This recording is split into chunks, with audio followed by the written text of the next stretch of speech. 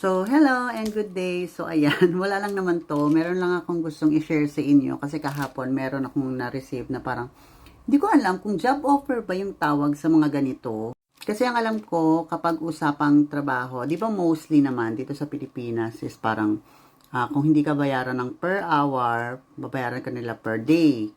Tapos kasi dati yung nanay ko nagtrabaho rin siya sa mga tahian. Kung tawagin naman nila is pakyawan, kung ilan yung matahi mo, kung ilan yung magawa mo, for example, kung ilan yung matiklop mo, yun yung babayaran nila sa'yo. So, yun naman yung tinatawag na pakyawan. So, ibig sabihin, kapag may ginawa ka, may trinabaho ka, during that day, automatically, merong silang bayad sa'yo.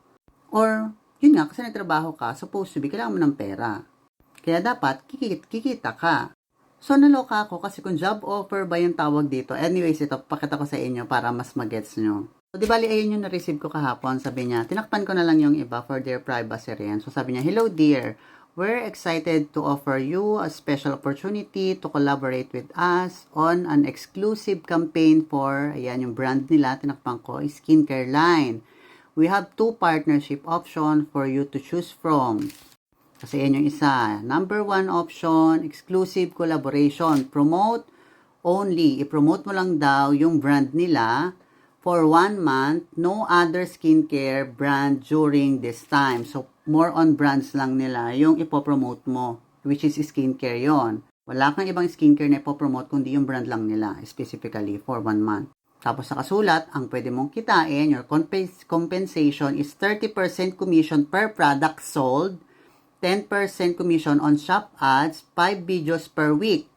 Total of 20 videos for the whole month. Makaka-20 video ka. Tapos, pag may nabenta ka dun sa video na yon, meron kang 30% commission and 10% commission. Yun nga, exclusive siya, hindi ka pwede mag-promote ng iba. So, supposed to be, magpo-focus ka for 20 videos para sa brand nila, sa skincare brand nila. Pag wala kang nabenta, wala, talo ka. Lahat ng pagod, effort, materials, video, and idea. Actually, hindi madaling gumawa ng idea pagdating sa mga content. Hindi kasi pwedeng pare-parehas. Makaka-relate kayo dyan, mga co-affiliates ko. So, di ba 1 month, wala kang kikitain. Paano kung wala kang na-sold, di ba? Nasaan lahat yung pagod mo? So, may mga ganito palang offer na wala man lang silang nilabas na kahit magkano para i-hired ka as trabahante nila for 1 month. Then, tingnan natin itong option 2. Ito yung naman non-exclusive collaboration. You're free to promote other skincare brand as well. 20% commission lang yung makukuha mo kanina kasi 30 pag exclusive. Tapos, ayun, 10% commission pag may shop ads. Tapos, 5 videos per week. Total of 20 videos for the month. So, 20 videos pa din kahit non-exclusive collaboration. Tapos, di mo na kayo maglalabas.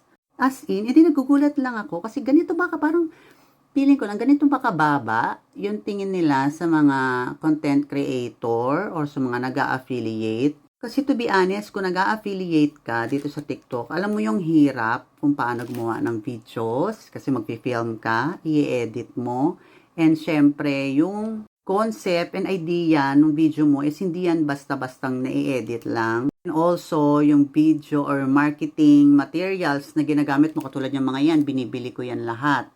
Hindi yan sponsor. Bumibili ako ng gamit. Background, yung Sintra board, bumibili din ako. Camera, ilaw, ayan, mga lightning na yan. Magkano din isa niyan?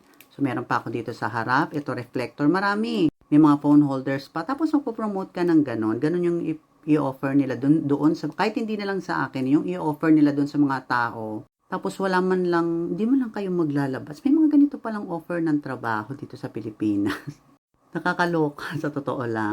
Well, sa akin walang problema kasi hindi ko naman siya pinatos. Pero syempre, in behalf of my co-affiliates dito sa TikTok, lalo na mga katulad ko na small affiliate pa lang or nag-uumpisa pa lang na TikTok affiliate, grabe naman yung offer. Parang hindi naman siya makatao. Kaya kung ganyan din kayo, co-affiliates ko kayo, nagsisimula lang din kayo katulad ko, ingat din kayo sa ganyang mga offers. Kasi alam nyo kung gaano kahirap at ka-effort yung ginagawa nating mga videos para sa mga brands. Set your boundaries din, huwag kayong tanggap ng tanggap basta. But again, it's your choice, but always know your worth din. Kasi again, alam nyo, as affiliate, hindi madaling gumawa ng mga videos. Effort yan kung effort. So, yun lang, shinare ko lang siya kasi talagang ang weird niya, sobrang weird.